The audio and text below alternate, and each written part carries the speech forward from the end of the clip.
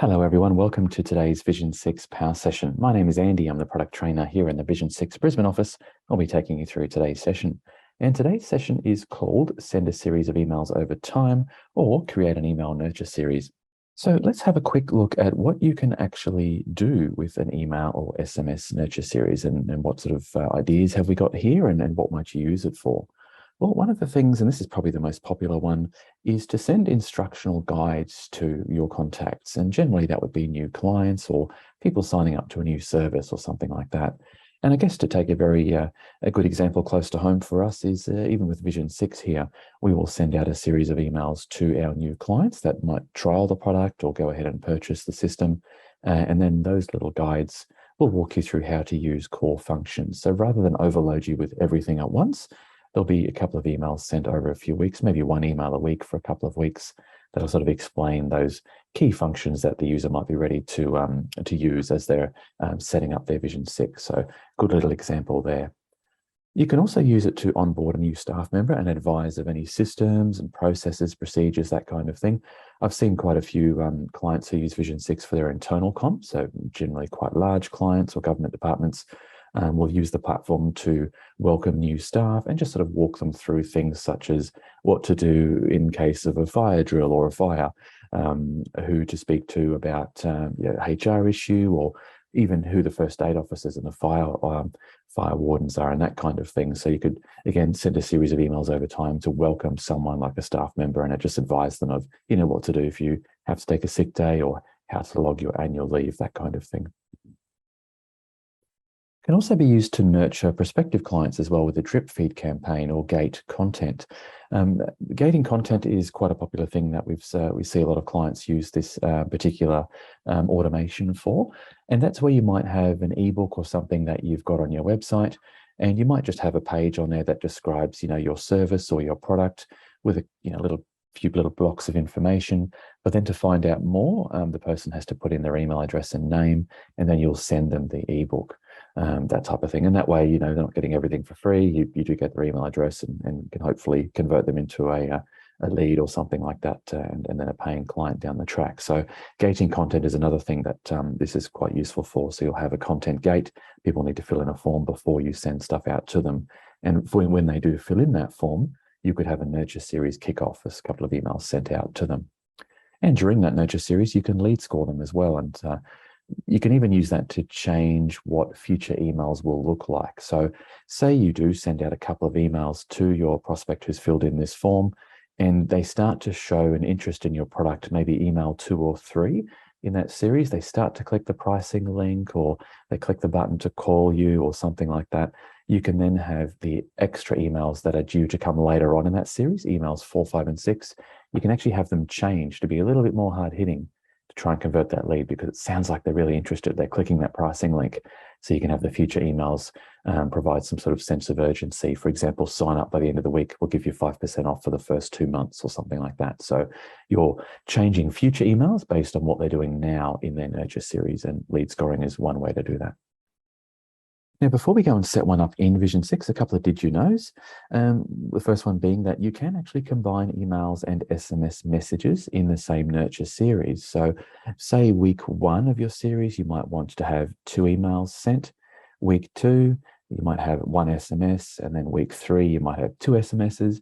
And this can also be quite good if you're running an event or a webinar and you'd like to remind people of the event once they've registered. So 1 week out, you could say, hey, just a reminder that our event's coming up in a week's time. Have you got your, have you downloaded the app, or have you got your questions ready? Or you might even introduce a prize and a competition at that point.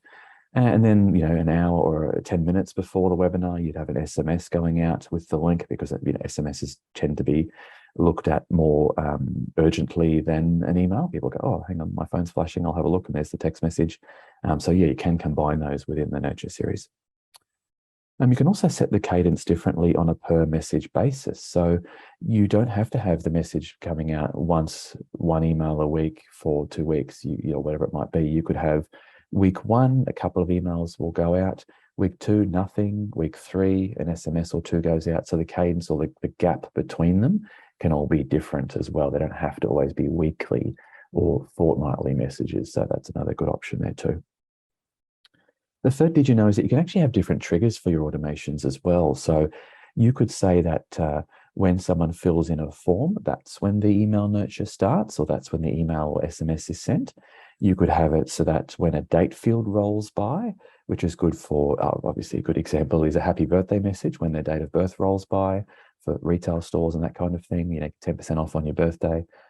All those kind of things you can do. There's different types of triggers. You could even have one where once the person fills in a form, or once the person answers a survey, that's when the nurture series starts, or that's when the SMS gets sent. So you've got some options there too for different types of triggers. Personalizing, and just some other quick ones there. Personalizing your messages will generally always increase your open rates and engagement rates. So if you do know the contact's first name or just something about them that you might have collected on the form, using that in the email somewhere will generally increase click-throughs and engagements. And I've got some quick examples as well. And of course, although we're not going to use it today, the automation we're doing today is available to everyone in Vision 6. We do also have a more advanced style of automation available, which is only on our higher plan.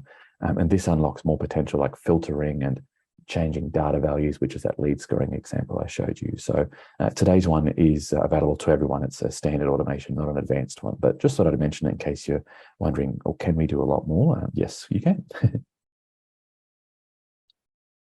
So as I mentioned, personalization will increase your open rate and of course your engagement and click-throughs as well. So if you do have that information available, it's worthwhile using, and you'll generally find that once you start using it, particularly in the subject line, suddenly your open rate might be a little bit higher than it was previous month or previous send when you didn't use it. So worth trying. And we call these things wildcards, and that's where you can insert a field from your contact list or your database into the email. The most popular example that I see all the time, even on emails I get myself, is the person's first name. So I've put the first name here in the subject as a wildcard. And this is just a little preview message here. I've also put the person's first name on the introduction, or in the introduction here too.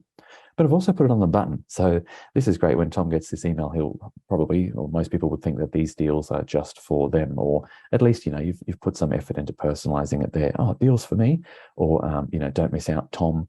So your call to actions can also be personalized, which is really good, again, for getting that engagement and click through, rather than just having click here for specials.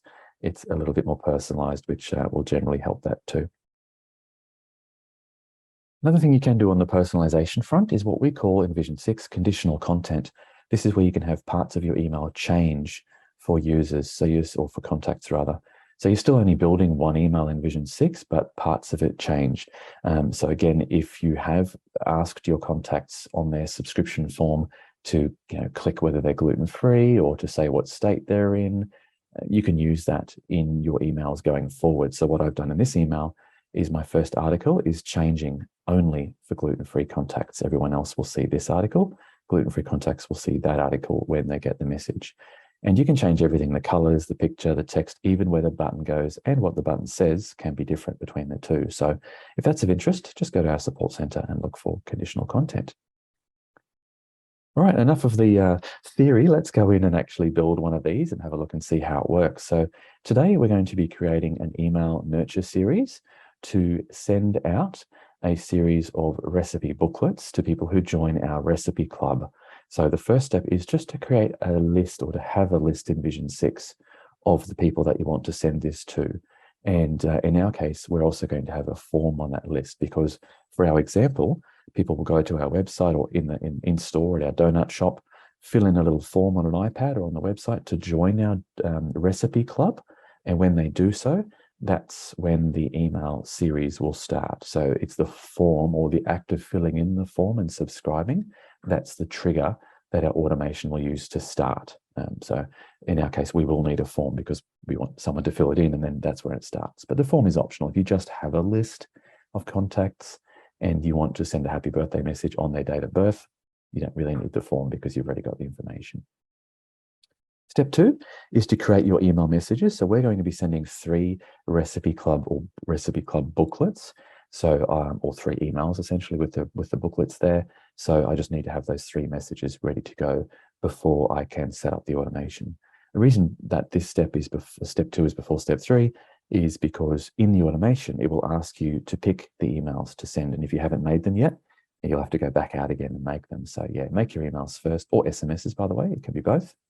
then the automation. Step 4 is test it. So let's have a look at how to set this up. So the first step there is just to have a look at our list. So I'll go into Vision 6 here. I'm just on the dashboard, and we'll begin by going into lists and forms. And in my case, I will be sending, or this is going to be a recipe club type of email. So I've got a separate list just for our recipe club users here. And normally when I first made the list, there was no one on it because it's a brand new club, or it's a brand new list I've created. So there's only one contact as I was testing there, but you can make just blank lists in Vision 6 using the Create a List tool, and then people can join your list or you can import them. But this list in our example, it needs a form because we want people to fill in the form to start getting our Recipe Club ebook email. So let's go into Forms View. And to get into Forms View, I double click on the list or the list name. And now I'm in the Forms view. So this is now showing me the forms that I have attached to my Recipe Club list. Now I've gone through, just because we're time limited today, I've gone through and customized a little bit. So I've added my logo, I've changed the colors, which you can just do over here. You can change all the colors and things. I've changed the text as well. So when you double click in this little text box here, we can add in different text and that kind of thing. You can change the colors and fonts. And I put the logo in using the little image tool. A lot of people wonder how you can get images in there like the logos, and that's the image button here. And I've also gone and added some fields to ask for their dietary, the state, email, and first name. And you can make fields optional or not, or mandatory or not. I've made the first name and email mandatory. That way, every single email we send will be personalized with the first name, but the state and dietary are optional. Now, once I've got this form looking the way I like, normally I would go and add my form to my website. So there's a button over there, add form to website, gives us some code, and we can put this form on our website so people can fill it in and join our list. So that's that little step there done. Step 2 was to then go and make the messages. So I'm just in Vision 6 here in the messages section on the left-hand side, and I've put all my Recipe Club stuff in a special folder here just to keep it neat from everything else so it's not too confusing there. So I've got in here a couple of emails. I've got Recipe Club ebook number 1, the email number 2, email number 3. I won't open them all for you, but just quickly I'll do an edit on the first one here just to see to show you what it looks like. Pretty sort of standard email. I've got a banner at the top there. Welcome to the club, first name. So I am personalizing this email as I mentioned before. In case you're wondering how did I do that, it's just in the wildcard section here, and I've picked the first name field. And that will put their first name right there. This email, again, nothing too fancy, just got a little picture of the ebook there, an introduction as to what they'll get in this little Recipe Club book, and they can then click to download it, and that just goes off to a PDF file. Or they can click to actually buy the cakes in the booklet that we have. We sell the cakes in our donut shop anyway. They can just click that, and that goes to our online store where they can buy the cakes instead. A little further down, I'm showing them their local stores. And this is that conditional content thing I mentioned where you can change an email based on what you know about your contacts. And one of the fields you might remember on my form was a state field here. And what I'm doing in my email is I'm showing them the local store map based on what state they're in. So that's an example of that conditional content working, so that when they get this email, it'll show them their local stores based on where they told us they live. So again, I'm only building one email, but it's a dynamic email or a smart email. So that's sort of where that comes into play. I won't open up the other two ebook emails, but they're similar. They just have a different picture for the different books.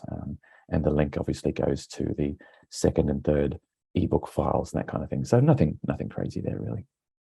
But let's go to step 3 now and create our automation. So I'm just in the automation section here in Vision 6, and I'm going to make a new one. So I'll press the new button over here on the right-hand side.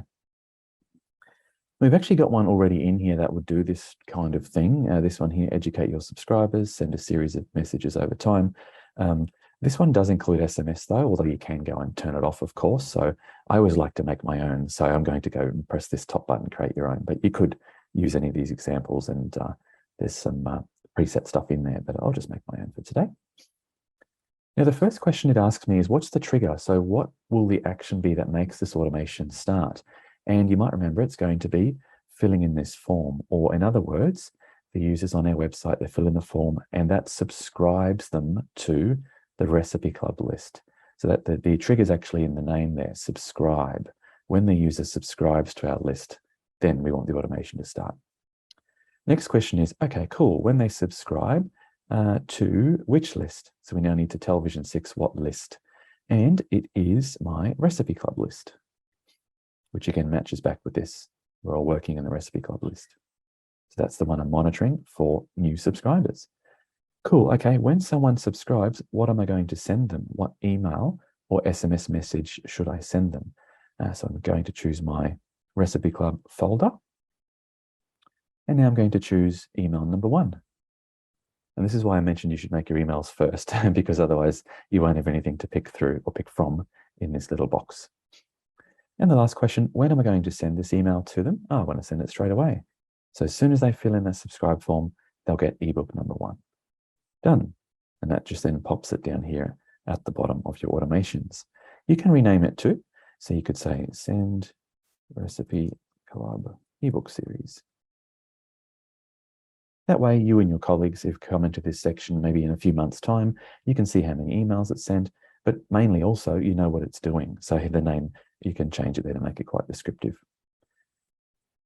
Now, just go back into it again, because you might notice that I've done ebook number 1, but I haven't done 2 and 3. So I've just gone back into it, and I can now add a second step and a third step and so on. But to save some time, we can actually just copy step 1 and change it for sending ebook number 2 instead of ebook number 1. So that'll save us some time. I'll just press copy. It's put the copied one up here, and now we can click on it to go in and edit it. Everything's generally the same. So the trigger is still subscribe, the list is still the same, but this time I want to send them ebook email number 2, because if I left that at number 1, they'd get the same thing twice. Now this time I'd like to send it a week later. So I'm just going to make this 7 days. And save. There we go. That's now ebook number 1 sorted, ebook number 2 sorted. And of course, I can again rename the individual steps as well. So I can make this say send ebook 1, send ebook 2, and so on. Let's copy it again.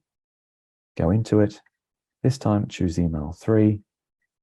And this one, I'll make 14 days. Now, just one quick thing, in terms of this days, it's in relation to the original subscribe event. It's not in relation to the previous message being sent, because remember the trigger up here is still subscribe.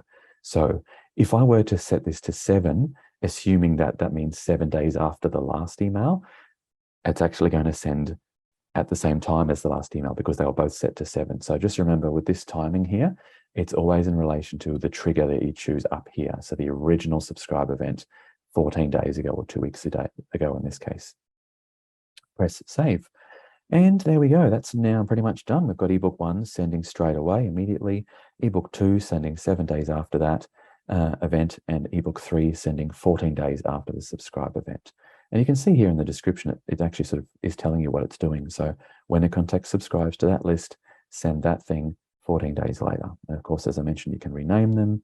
You can turn the steps off. So if you don't have ebook number 3 yet, or it's not finished, but you still want to set up the automation for it, you can just leave it off and it won't send, but the steps are already there for you to go when you do to turn it on. That's pretty much it. The automation's now set up and ready to go. Step 4 was test it. How do we test it? Pretty easy. All you do is fill in this form. There's 2 ways to do that. So if you have added it to your website with this code here, you can just go and actually go to your website and fill it in as if you were a person on the general public there, filling it in. That's one way. Second way is you can just press view form, which will open it up in a new window here, and you can fill it in like that. As soon as you push this button here, the automation will trigger, and generally within a minute or so, sometimes less, check your inbox and you'll have that automation email, ebook number 1 in your email inbox ready to go. And of course, 2 and 3 will follow 1 week and 2 weeks later. If you are testing, often what I'll say to people is set the timing not to be weeks because you'll be waiting a while to test it. You can make it straight away, 1 hour, 2 hours, and then the maximum you'll be waiting for all the emails is 2 hours. That's better for testing purposes than waiting forever. We do have this exact automation that I covered today in our how-to guide. So if you wanted to learn a little bit more, have a look at our how-to guide, just jump into the support center, which you can find by going to the question mark and typing in going to this link, help documentation. That takes you to our support center, and just search for something like this, email series or email over time, something like that, and you'll find this article.